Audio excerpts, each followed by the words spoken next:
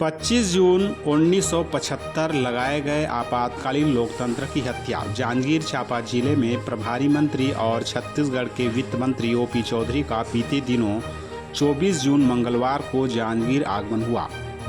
Janjgir Mayank hotel में भाजपा द्वारा रखी गई एक प्रेस कॉन्फ्रेंस में मंत्री ओपी चौधरी ने 25 जून सन 1975 को पूर्व में कांग्रेस सरकार द्वारा लगाए गए आपातकाल को भारतीय लोकतंत्र के इतिहास का काला अध्याय बताते हुए वित्त मंत्री ओम प्रकाश चौधरी ने कहा कि लोकतंत्र की हत्या हुई है और कहा कि भाजपा 25 जून को काला दिवस के रूप में मनाएगी। प्रेस कॉन्फ्रेंस में ओपी चौधरी ने कांग्रेस पर शिकंजा कसते हुए कहा कि आपको पूरी खबर दिखाते हैं। जांजगीर चांपा से ब्यूरो रिपोर्ट चंद्रशेखर बरेट की खास खबर। हमारे देश के लोकतंत्र के इतिहास में सबसे काला अध्याय अगर कोई आया था तो आपातकाल का दौर था, जब कांग्रेस ने श्रीमती इंदिरा गांधी जी ने देश पे आपातकाल लागू किया था। इस समय सारे मौलिक अधिकारों को समाप्त कर दिया गया था।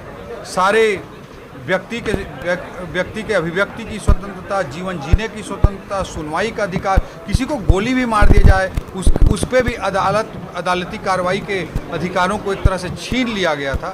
ऐसा दौर आया था।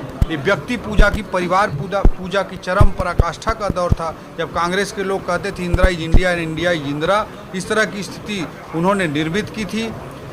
इसके अलावा 100 के लगभग बार 356 लगाकर चुनी हुई सरकारों को भी कांग्रेस ने हटाकर लोकतंत्र की हत्या करने का प्रयास किया। इस तरह से भारत के लोकतंत्र को कुचलने का काम कांग्रेस ने किया था। जब वो सत्ता में रहते हैं तो उनका ये चरित्र रहता है, आज विपक्ष में है तो दुनिया भर के अनर्गल आरोप लगाते हैं।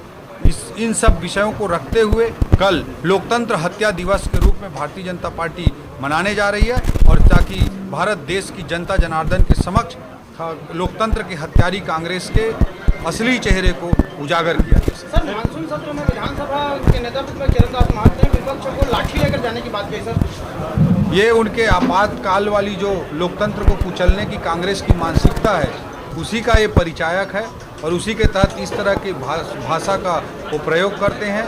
ये परिवारवादी राजनीति से कभी ऊपर नहीं उठ सकते और भारत के जनता के लोकतांत्रिक अधिकारों को कुचलने का, अशांति और अव्यवस्था फैलाने का हमेशा दुष्प्रयास करते हैं। लेकिन भारत देश की जनता, छत्तीसगढ़ की जनता बहुत अच्छे तरीके से समझ चुकी है और यही कारण है कि आज कांग्रेस को विपक्ष के नेता बनाने के लिए भी लाले पड़ गए 2-2 चुनाव। Thank you.